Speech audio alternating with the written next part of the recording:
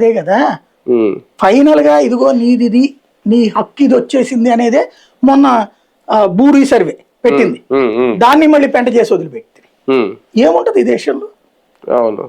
నమ్మకం లేకుండా వ్యవస్థలలో ₹1 ఇంకొక రూపాయి. ఇప్పుడు ఈ సేవా కేంద్రాలు ఫస్ట్ అంటే ట్రయల్ బేసిస్ మీద జిల్లాకు ఒకటి పెడతారు, తర్వాత 10 పెడతారు, 50 పెడతారు, 100 పెడతారు. ప్రతి రిజిస్టర్ ఆఫీస్కి ఒక సేవా కేంద్రం. ఇప్పుడు బెల్ట్ షాప్ ను పర్మిట్ రూమ్ ఉన్నట్టు రైతు సేవా కేంద్రాలు ఉన్నాయి. రైతు సేవా కేంద్రాల ద్వారా ఏ పనులు ఉంటాయి, దీంట్లో ఏముండదు. ఎంతకాలం నడిచిన వ్యవస్థకి మనవడి ద్వారా ఇప్పటిదాకా బ్రోకరు డైరెక్ట్ సబ్ రిజిస్టార్ వీళ్ళిద్దరికి లింక్ అయిపోయింది. మధ్యలో ఇంకొకడు వచ్చాడు, వీడు మనవడు.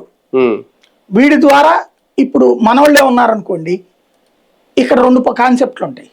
ఫ్యూచర్లో ఎవడెవడు రిజిస్ట్రేషన్ చేసుకుంటున్నాడు ఈ రైతు ఈ కేంద్రం మన పార్టీ వాడు అయినప్పుడు వీడు కనిపెట్టి ఉంచుతాడు డాక్యుమెంట్లు కావాలంటే. ఇప్పుడు వీళ్ళు చెప్తున్నది అదే, మన అన్ని కూడా వీళ్ళ ప్రైవేట్ వాళ్ళ చేతిలోకి వెళ్ళిపోతాయి. ప్రైవేట్ వాళ్ళు మీన్స్ ఇదే వీళ్ళ చేతిలోకి వెళ్ళిపోతాయి. ఇంకా అప్పుడు అసలు వైసీపీ వెర్రితనం ఏంటంటే, భూముల రీసర్వే పేరుతో జగన్ ఫోటో వేస్తేనే భూములు వాళ్ళ చేతికి వెళ్ళిపోతున్నాయి అన్నారు.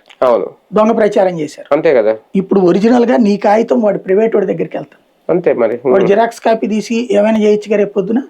లేదా నువ్వు ఇప్పుడు వైసీపీ వాడు ఒకడు వెళ్తున్నాడు, లేదా జనసేన వాడు, బీజేపీ వాడు, రేపు టీడీపీకి సంబంధించిన వాడిదే ఆ రైతు సేవా కేంద్రం అయి ఉంటది, ఇదే ఆ రిజిస్ట్రేషన్ సేవా కేంద్రం అయి ఉంటది. రిజిస్ట్రేషన్ చేశాక కాపీ వాడి దగ్గరికే వస్తుంది. లేదా నువ్వు చేయించుకునేటప్పుడు త్రూ వాడి ద్వారానే వెళ్ళాలి. ఒక కాపీ వాడి దగ్గర అట్టు పెట్టుకుంటాడు, రేపు పొద్దున ఉపయోగించవచ్చు ఫ్యూచర్ లో. ఇదిగో జగన్ ఇంత కొన్నాడు.